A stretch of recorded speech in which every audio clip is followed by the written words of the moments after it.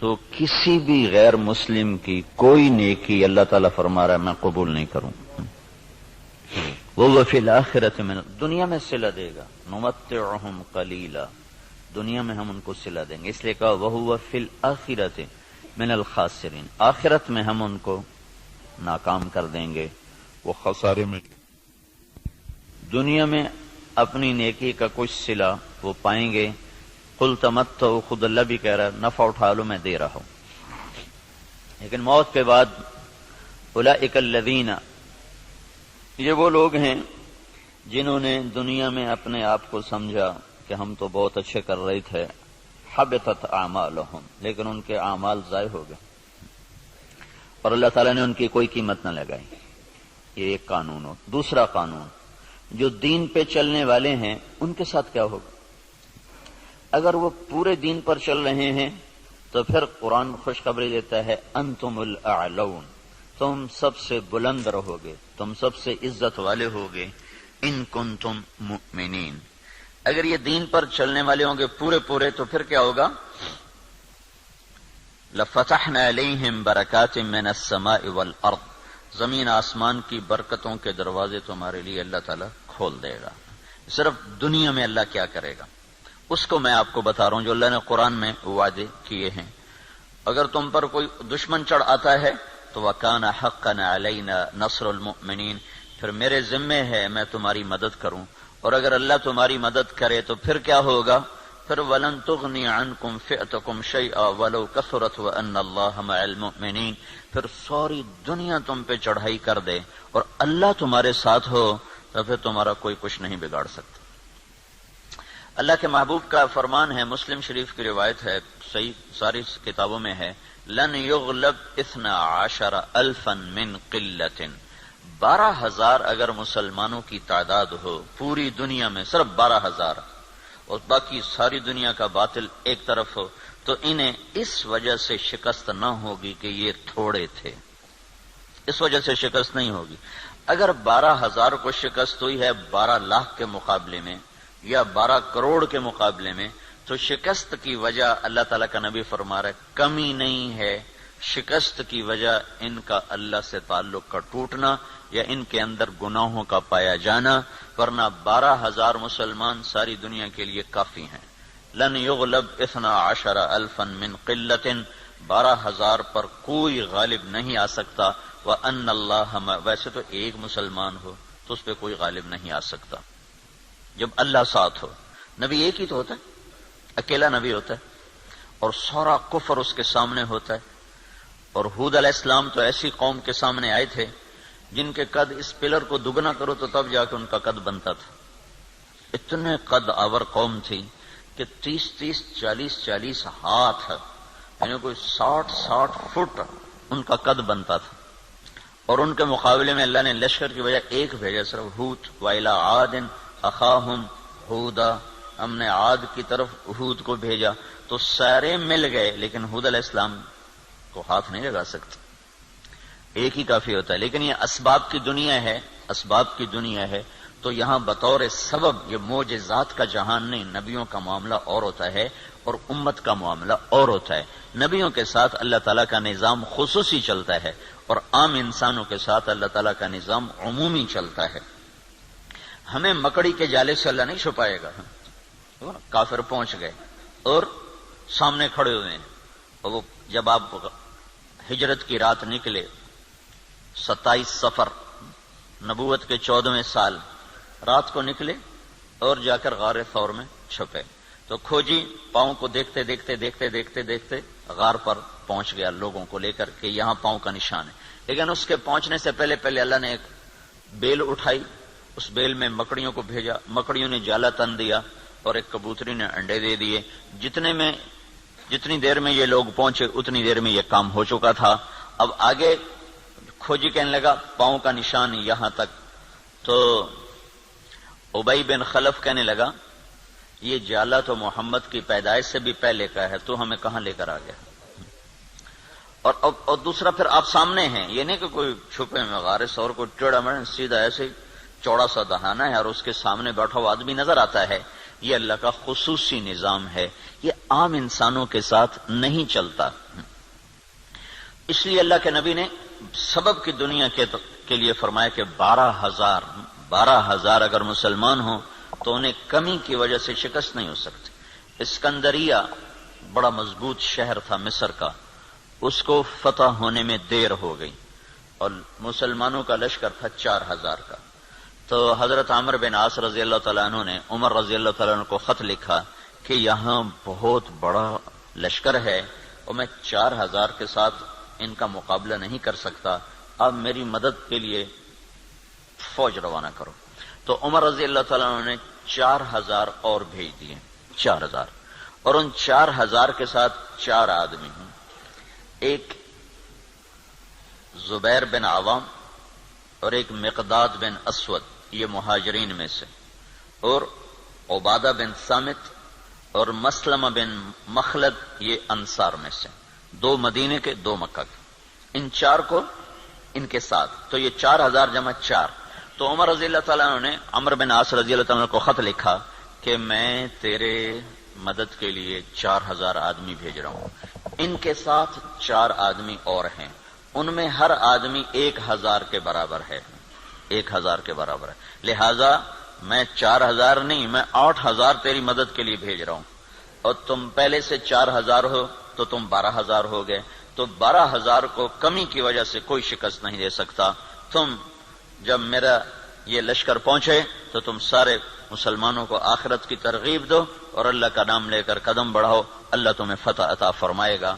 دنیا جن کی فراست کا لوہا مانتی ہے، کافر بھی، اور وہ اتنے بڑے شہر پہ حملہ ہو رہا ہے، اور وہ کیا تدبیر اختیار کر رہے ہیں کہ 4,000 جمع 4 آدمی بھیج کر مطمئن بیٹھے، حالانکہ وہ 40,000 بھیج سکتے تھے. عمر رضی اللہ عنہ اس وقت اس سطح پر تھے کہ 40,000 بھیج سکتے تھے. 4,000 جمع 4. چند صحابہ ایسے ہیں جن کو 1,000 کے برابر مانا جاتا تھا کہ جہاں وہ ایک کھڑا ہے وہ 1,000 کے برابر ہے. قعقاع بن عمر تمیمی اور مقداد بن اسود اور رافع بن عمیرہ اور طلحہ بن خویلد اور عمرو بن معدی کرب اور براء بن مالک، یہ وہ لوگ ہیں جہاں ایک کھڑا ہوتا تھا تو کہا جاتا تھا 1,000 کھڑا ہوا ہے. تو یہ 4,000 جمع 4 وہاں پہنچے اور 8,000 کے ساتھ، او بھائی رہنے دو، کس نے کہا چھوڑ. تو عمرو بن عاص رضی اللہ تعالی عنہ نے لشکر کی کمان عبادہ بن صامت کے حوالے فرما دے. عبادہ بن صامت کیسے شاہ سوار تھے؟ وہ جنگل میں نکل کے تہجد پڑھ رہے تھے، جنگل میں، جنگ کے دنوں میں. تو مصریوں کی ایک ٹولی اوپر سے نا راؤنڈ لگاتی ہوئی آ رہی تھی، 20 گھوڑ سوار، 20 آدمی، 20. تو انہوں نے دیکھا کہ ایک عرب سپاہی نماز پڑھ رہا ہے، تو انہیں ایک دم حملہ کیا. ان کی تلوار پاس تھی، انہوں نے پیچھے پلٹ کے دیکھا 20 یہ اکیلے ہیں، اور وہ گھوڑ سوار یہ پیدل. انہوں نے تلوار اٹھائی اور 20 میں سے 16 کو قتل کیا، باقی 4 بھاگ گئے. جب وہ بھاگے تو پھر اللہ اکبر، پھر نماز شروع کر. تو ان کے سر پہ انہوں نے امارت کا امامہ باندھا، کا آج تو بسم اللہ کر. تو عبادہ بن صامت رضی اللہ تعالیٰ عنہ بدری صحابہ میں سے ہیں، بدری صحابہ میں سے. تو یہ جو 4 آدمی بھیجے تھے، چاروں جنگ بدر کے شریک تھے. تو 12,000 نہیں تھے، 8,000 جمع 4 تھے. اور اسکندریہ جو مصر کا سب سے بڑا شہر تھا اور طاقتور اس کی فوج تھی، اللہ نے 8,000 کے ذریعے سے وہ زیر کروا دیا کہ 12,000 کو شکست ہو گئی. تو سمجھو کہ کمی کی وجہ سے نہیں، کوئی اور ہے. اب تو 1 ارب مسلمان ہیں، 1 ارب مسلمان ہیں، اور ذلت چھائی ہوئی ہے. اور اس سے عجب بات یہ ہے کہ دنیا کی سب سے طاقتور چیز اس وقت تیل ہے. تیل کے ساتھ پہیا گھومتا ہے، تیل کے ساتھ جہاز اڑتا ہے، بم گرانے کے لیے اسے تیل چاہیے. ساری دنیا کا 70% تیل اللہ نے مسلمانوں کی زمین کے نیچے رکھا ہوا ہے. دنیا میں جتنا تیل ڈھونڈا جا چکا ہے اس کا 70% اللہ تعالیٰ نے عربوں کو دے دیا ہے، مسلمانوں کو دے دیا ہے. ٹوٹل 30% ساری دنیا میں اور 70% مسلمانوں کی زمین میں، اور پھر ذلت. تو میں یہ بتا رہا تھا کہ اگر ہم پورے مسلمان ہیں تو پھر اللہ کا قانون کیا ہے؟ انتم الاعلون، ان کنتم مؤمنین، تم سے اونچا کوئی جا نہیں سکتا. وَلِلَّهِ الْعِزَّةُ وَلِرَسُولِهِ وَلِلْمُؤْمِنِينَ، عزت صرف تمہیں ملے گی، کافر کو ذلت ملے گی. لَفَتَحْنَا عَلَيْهِمْ بَرَكَاتٍ مِّنَ السَّمَاءِ وَالْأَرْضِ، زمین آسمان کی برکتوں کو میں دروازے کھول دوں گا اور تمہاری زمین کا ذرہ ذرہ وہ برکت بنے گا، آسمان کا قطرہ قطرہ وہ برکت بنے گا. تم پہ دشمن چڑھے گا تو کان حقا علینا نصر المؤمنین، میرے ذمے ہے میں تمہاری مدد کروں، میں خود آؤں گا. ان تستفتحوا فقد جاءکم الفتح وان تنتهوا فهو خیر لکم وان تعودوا نعود. اللہ اکبر. یہ جنگ بدر کی آیات ہیں. اللہ تعالیٰ کہہ رہا ہے پتہ چل گیا نا تمہیں کہ اللہ کس کے ساتھ ہے، اور تم کہا کرتے تھے حق کو واضح کر. آج حق واضح ہوا کہ تم ذلیل ہوئے اور بے ہتھیار بے سر و سامان وہ کامیاب ہوئے. اب جاؤ اور بس کر دو تو تمہارے لیے اچھی بات ہے. اگر تم لوٹو گے تو میں لوٹوں گا. ان تعودوا نعود، اگر تم آؤ گے تو میں آؤں گا. تو بھلا اللہ کے ساتھ کون لڑے؟ جب ہرمزان، تستر ایک جگہ تھی ایران کی کا ایک صوبہ تھا تستر، وہ 1 سال کے بعد فتح ہوا تھا. اس پر اتنی لمبی جنگ چلی کہ 1 سال، ایک قلعہ 1 سال لے گیا تھا. تو اس کے سردار ہرمزان پکڑا گیا، زندہ پکڑا گیا. تو عمر رضی اللہ عنہ نے فرمایا کہ اسے مدینے بھیجو. جب وہ مدینے پہنچا تو عمر رضی اللہ عنہ نے پوچھا بھائی کیا حال ہے؟ کہنے لگا کیا پوچھتے ہو، جب ہمارا تمہارا مقابلہ تھا تو ہم تمہیں اپنے جوتے کی نوک پہ نہیں لکھتے تھے، جب تم نے اللہ کو ہمارے سامنے کھڑا کر دیا تو اب اللہ سے کون لڑے؟ یہ ایک مجوسی ایرانی سردار کی بات تھی. جب اللہ کو سامنے کھڑا کر دیا تو اب اللہ سے کون لڑے؟ پھر وہ ایمان لایا، کلمہ پڑھا. حضرت عمر کے بڑے اچھے ساتھیوں میں وہ شمار ہوتے رہے رحمت اللہ علیہ. تو اگر پورا دین ہے تو پھر اللہ یہ قانون بتا رہا ہے. اگر ادھورا دین ہے پھر کیا ہوگا؟ پھر وہی ہوگا جو ہو رہا ہے. لیکن میں قرآن سے بھی بتاؤں گا کہ کیا ہوگا. ہوگا تو وہی جو ہم دیکھ رہے ہیں، لیکن اللہ کا قرآن بھی اس کی طرف نشاندہی کرتا ہے، بتلاتا ہے کہ اگر تم ادھورے چلو گے، پورے نہیں چلو گے. دیکھو نا 33 نمبر لے کر بھی تو آدمی پاس ہوتا ہے، لیکن کوئی اس کو جاب دیتا ہے، کوئی نوکری دیتا ہے. کہا جی کون سے ڈویژن ہے؟ کہا جی 3rd ڈویژن کا. جا جتی چاہتے ہونے نکل جائے. 1st ڈویژن والے کو لوگ دیکھتے ہیں کہ ہاں بھائی کتنے نمبر لیے تھے آپ نے، کتنا ایکسپیرینس ہے آپ کا. تو ہم 33 نمبر والے مسلمان ہیں، تو اللہ سے ہم مانگتے ہیں 100 نمبر والا معاملہ. تو اب اللہ تعالیٰ کا قرآن بتاتا ہے، کیا کہتا ہے؟ وَلَنُذِيقَنَّهُمْ مِنَ الْعَذَابِ الْأَدْنَى دُونَ الْعَذَابِ الْأَكْبَرِ لَعَلَّهُمْ يَرْجِعُونَ. جب تم ادھورے چلو گے نا، کبھی نماز پڑھی کبھی چھوڑ دی، کبھی روزہ رکھا کبھی چھوڑ دیا، کبھی حلال کھایا کبھی حرام کھایا، کبھی جھوٹ بولا کبھی سچ بولا، کبھی سود پہ چلے کبھی حلال پہ چلے. جب تم یہ سارا گڑبڑ کر دو گے تو پھر میں کیا کروں گا؟ وَلَنُذِيقَنَّهُمْ مِنَ الْعَذَابِ الْأَدْنَى، میں تمہیں چھوٹے چھوٹے عذاب دوں گا. دون العذاب الاکبر، بڑا عذاب نہیں دوں گا. بڑا عذاب کیا ہے؟ قرآن کی دوسری آیت فَيُعَذِّبُهُ اللَّهُ الْعَذَابَ الْأَكْبَرَ يَصْلَى النَّارَ الْكُبْرَى. جہنم کی آگ، دوزخ کی آگ، یہ بڑا عذاب ہے اور یہ خوفناک عذاب ہے. اس سے توبہ توبہ. اوہو انہا لغا، بھڑکتی ہے. نزاعۃ للشوا، کھال کھینچ دیتی ہے.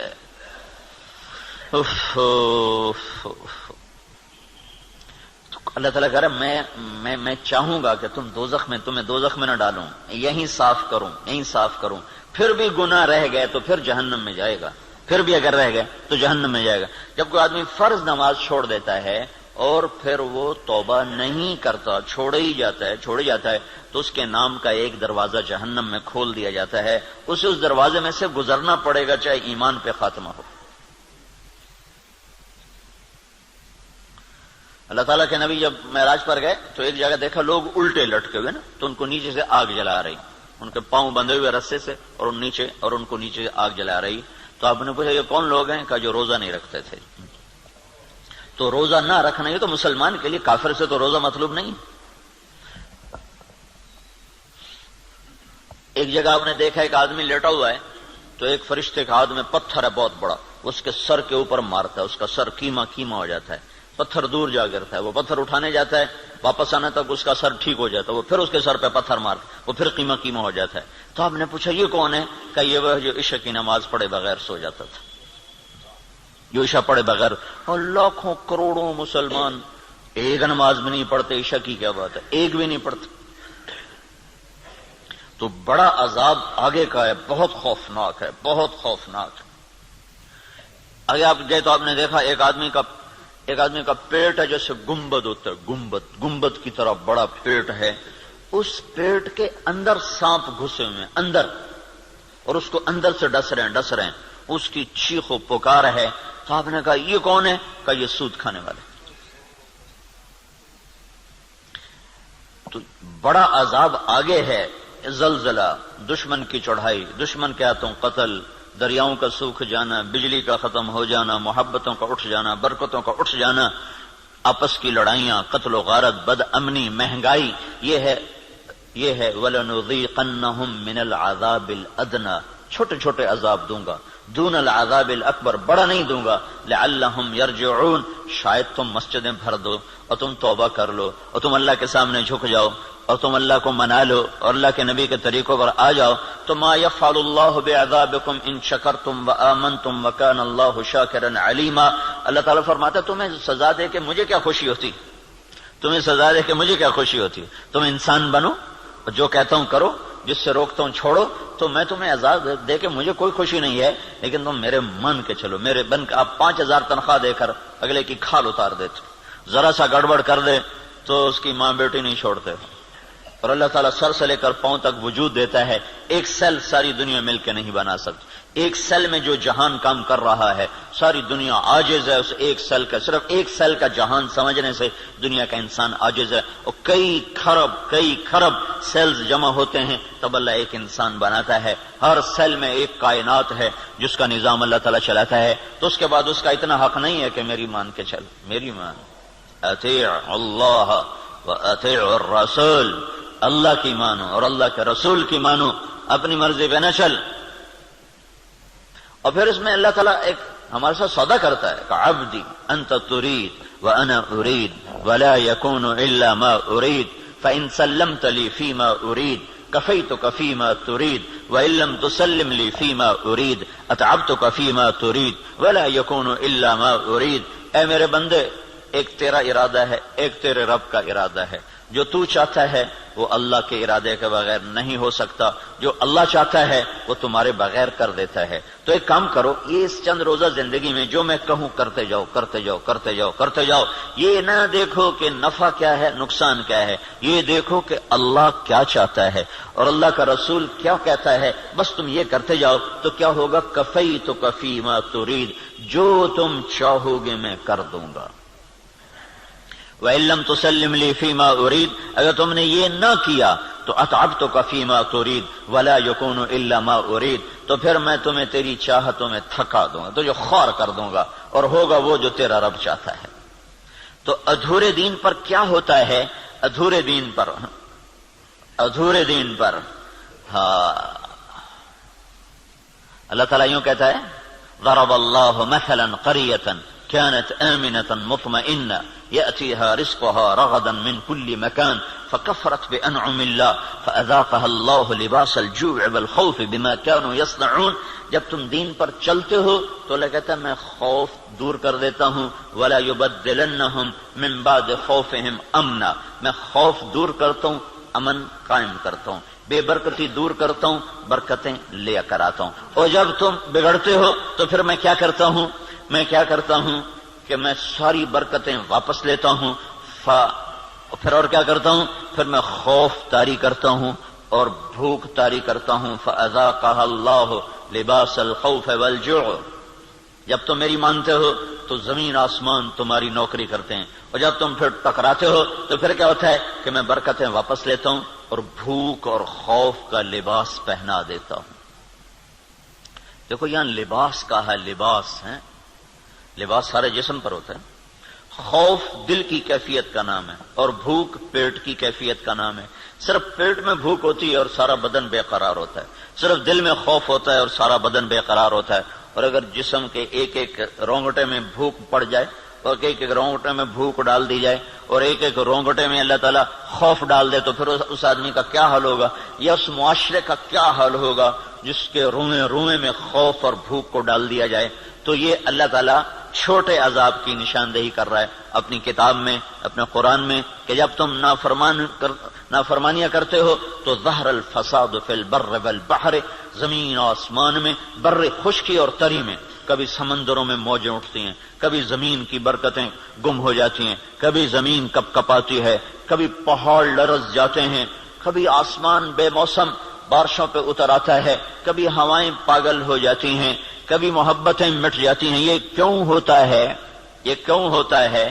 جب تم بما کسبت ایدی الناس، یہ تمہارے اپنے ہاتھوں کی کمائی سے ہوتا ہے، تمہارے اللہ کا نہ ارادہ نہیں، تمہارے اپنے ہاتھوں سے ہوا ہے۔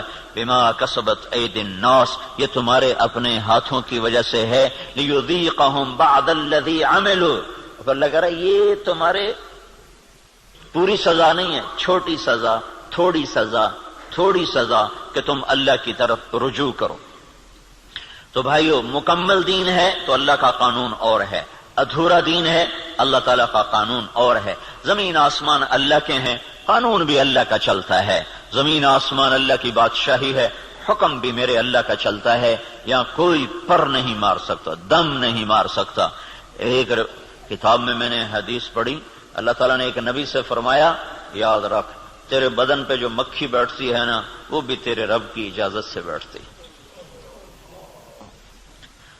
اور قرآن دیکھو، ما تسقط من ورقۃ الا يعلمها، پتے کو کہو کہ اللہ کی مرضی کے بغیر گر کے دکھا دو۔ صرف فیصلہ آباد کے درختوں کے پتے گنو تو گنے نہ جائیں، صرف پاکستان کے درختوں کے پتے گنو تو گنے نہ جائیں، تو کل کائنات میں کتنے جنگل، پھر سمندر کے جنگل جو پانی کے اندر درخت ہیں وہ زمین کے درختوں سے زیادہ ہیں۔ اللہ نے پانی کے اندر بے شمار جنگل بنایا ہوا ہے، تو آپ نے اس کی شہنشاہی دیکھو کیا کہتا ہے، ایک پتا بھی گرتا ہے تو تیرے رب کے امر کے ساتھ ہے، تیرا اللہ اسے جانتا ہے۔ جاننے کا مطلب ہے کہ اس کے امر سے گرتا ہے۔ ولا حبہ، کوئی دانہ، فی ظلمات الارض، زمین کے اندھیروں میں، ولا رطب ولا یابس، کوئی خشک و تر، الا فی کتاب من مبین، ہر شے تیرے رب کی کتاب میں ہے۔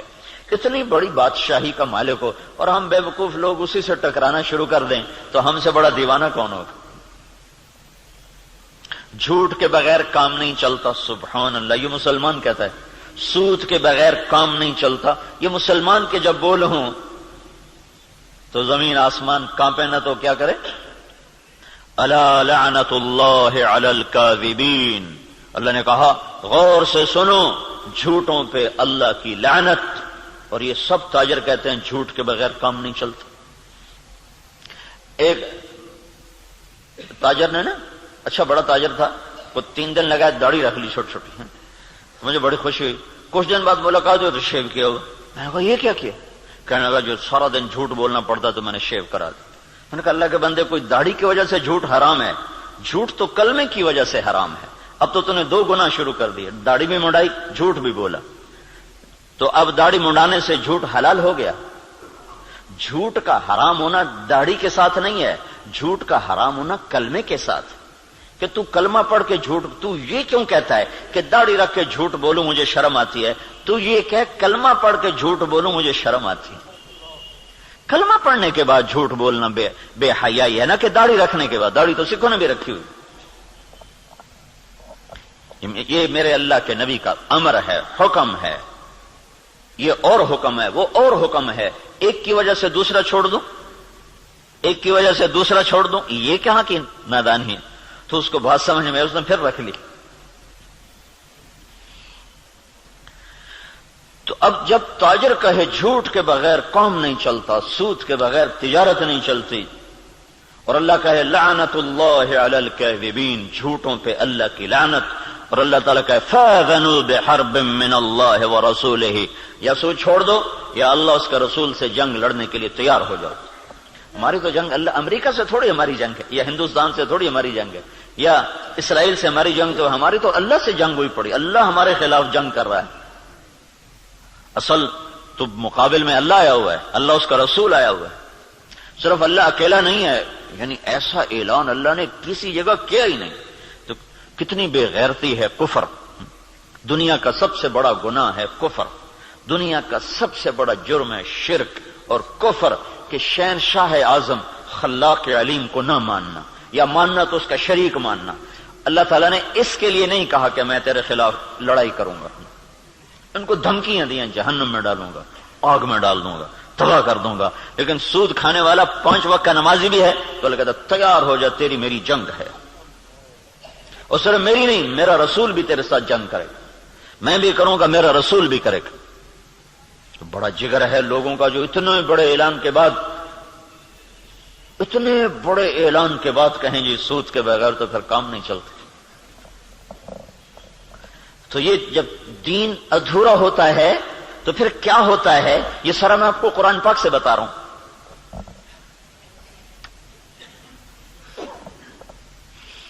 ہائے ہائے میرے بھائیو, اگر اللہ کے رسول کی ہمیں پشت پناہی نہ ہوتی تو اللہ کی قسم ہم بندر خنزیر بن چکے ہوتے. دعا دو اس مدینے والے کو جو اتنا رویا ہے. کوئی نبی اتنا نہیں رویا کہ اللہ کو جبریل بھیجنا پڑے کہ بس کر اتنا نہ رو. کوئی نبی اتنا نہیں رویا ہے. اور تمہارا نبی اتنا رویا ہے کہ ایک دفعہ نہیں سینکڑوں دفعہ جبریل آیا ہے, یا رسول اللہ کہہ رہا ہے اتنا نہ رو. اور اس کو چھوڑو, قرآن کی گواہی سنو, قرآن کی جو قیامت تک پڑھا جائے گا. اور ہر گھر میں ہے. حدیث پاک تو انہی کے گھر میں ہوگی جس کو تھوڑا حدیث کا علم ہے, لیکن قرآن تو ہر پڑھے لکھے ان پڑھ کے گھر میں ہوتا ہے. تو میرا اللہ قرآن میں اپنے نبی سے کہتا ہے فَلَا تَذْهَبْ نَفْسُكَ عَلَيْهِمْ حَسَرَاتٍ. میرا نبی یہ انسانوں کے لیے اتنا نہ رو کہ روتے روتے تو خود ختم ہو جائے. یہ اگر ان کے آنسو نہ ہوتے اور ان کی دعائیں نہ ہوتی اور ان کا رونا دھونا نہ ہوتا تو اللہ ہم پر بھی ایسے ہی رندہ چلاتا جیسے پہلی قوموں پہ رندہ چلا کہ بندر بنا دو, خنزیر بنا دو, پتھروں سے دبا دو, پانیوں سے بہا دو, ہواؤں سے اڑا دو, کر دیتا. اللہ کی ہم سے کیا رشتہ داری, کیا تعلق. ان اللہ لغنی عن العالمین. اللہ کا میں سب سے بے نیاز, سب سے غنی, سب سے پہلا رسول نوح علیہ الصلوۃ والسلام, اور 5 بڑے رسولوں میں ایک نوح علیہ السلام, ابراہیم علیہ السلام, موسیٰ علیہ السلام, عیسیٰ علیہ السلام, محمد صلی اللہ علیہ وسلم. 5 بڑے رسولوں میں 1,24,000 نبی اور رسول, 313 رسول, پھر 313 میں 5 سب سے اعلی نمبر, ان میں سب سے بڑے محمد الرسول اللہ صلی اللہ تعالی علیہ وسلم ہیں. تو اللہ تعالیٰ نوح علیہ السلام سے اللہ نے کہہ دیا انی اعظک ان تکون من الجاہلین. اللہ اکبر, اللہ اکبر. نوح دوبارہ سفارش کی تو نبوت جا سکتی ہے. اللہ اکبر. حالانکہ اللہ نے لینی نہیں تھی, لیکن اللہ نے اپنی بے نیازی دکھائی ہے کہ میں نے تمہیں کہا تھا کافر کے لیے دعا نہ کرنا, کافر کے لیے دعا نہ کرنا, اور یہ کافر ہے. انہ لیس من اہلک انہ عمل غیر صالح فلا تسألنی ما لیس لک به علم انی اعظک ان تکون من الجاہلین. اس لیے تو نوح علیہ السلام قیامت کے دن کہیں کہ میں نہیں سفارش کر سکتا, میں نے اپنے بچے کے لیے دعا مانگی تھی. اور نوح علیہ السلام کو پتہ نہیں تھا کہ یہ کافر ہے. اگر پتہ ہوتا تو کبھی نہ مانگتے. اس لیے انہوں نے کہا لا تکن من الکافرین. اگر پتہ ہوتا تو کہتے لا تکن من الکافرین. انہیں پتہ نہیں تھا, وہ منافق تھا. کہا لا تکن مع الکافرین. مع اور من, مع کا مطلب تھا کہ تو مسلمان ہے, تو کافروں کے ساتھ کیوں جا رہا ہے. ان کو معلوم نہیں تو اس نے اپنا کفر چھپائے رکھا. اگر معلوم ہوتا تو پھر کہتے لا تکن من الکافرین, کافروں میں سے مت ہو. کہنے گا نوح دوبارہ بات نہیں کرنی ہے, دوبارہ نہیں بات کرنی ہے. تو اللہ تو اتنا بے نیاز ہے, تو ہماری کیا حیثیت. یہ تو اس سے محمد مصطفیٰ سے اللہ نے پیار ہی ایسا کیا ہے کہ اس کے طفیل ہم بھی نبھ گئے, اور ہماری بھی لاٹری نکل آئی کہ اللہ نے ہمیں حضرت محمد صلی اللہ تعالی علیہ وسلم کا امتی بنا دیا, اور ان کی دعائیں بیچ میں حائل ہو گئیں. یا رب امتی امتی, یا رب امتی امتی, کہ آخر ایک رات آپ رو رہے ہیں اور کہہ رہے ہیں یا اللہ, ابراہیم علیہ السلام نے کہا تھا فَإِنَّهُ مِنِّي وَمَنْ عَصَانِي فَإِنَّكَ غَفُورٌ رَحِيمٌ. یا اللہ جو میں یہ آپ نے بات دہرائی قرآن کی آیت، پھر کہا یا اللہ عیسیٰ علیہ السلام نے تجھ سے کہا تھا ان تعذبہم فإنہم عبادک وإن تغفر لہم فإنک انت العزیز الحکیم، اے میرے رب تو انہیں معاف کر دے، تو مہربان ہے، تو انہیں پکڑ لے تو رب ہے، عذاب دینا تجھے حق ہے، معاف کرنا بھی تیری رحمت ہے، تیری مرضی ہے۔ دونوں نبیوں نے کہا تیری مرضی، یا اللہ نہ میں ابراہیم کی کہتا ہوں نہ میں عیسیٰ کی کہتا ہوں، میں تو اپنی کہتا ہوں، یا رب امتی امتی یا رب امتی امتی یا رب امتی۔ تیار کردہ مواعظ اسلامیہ کیسٹ سینٹر بیرون تبلیغی مرکز ابدالی روڈ ملتان، 24 گھنٹے رابطے کے لیے 0301 74 60 371 پر رابطہ کریں۔ ابراہیم کی کہتا ہوں نہ میں عیسیٰ کی کہتا ہوں، میں تو اپنی کہتا ہوں، یا رب امتی امتی یا رب امتی امتی یا رب امتی امتی۔ یا اللہ میری امت کو معاف کر دے، یا اللہ میری امت کو معاف کر دے، یا اللہ نہیں کرنا پھر بھی کر دے۔ اور اتنا روئے کہ پھر جبریل کو آنا پڑا، یا رسول اللہ تعالیٰ پوچھ رہے ہیں آپ کیوں رو رہے ہیں؟ کہا جبریل مجھے میری امت رلا رہی۔ تو پھر اللہ تعالیٰ نے پیغام بھیجا سنردیک فی امتک، میں تجھے تیری امت کے بارے میں خوش کر دوں گا۔ یہ دعائیں بیچ میں حائل ہیں، ورنہ اللہ کو کیا پرواہ ہے۔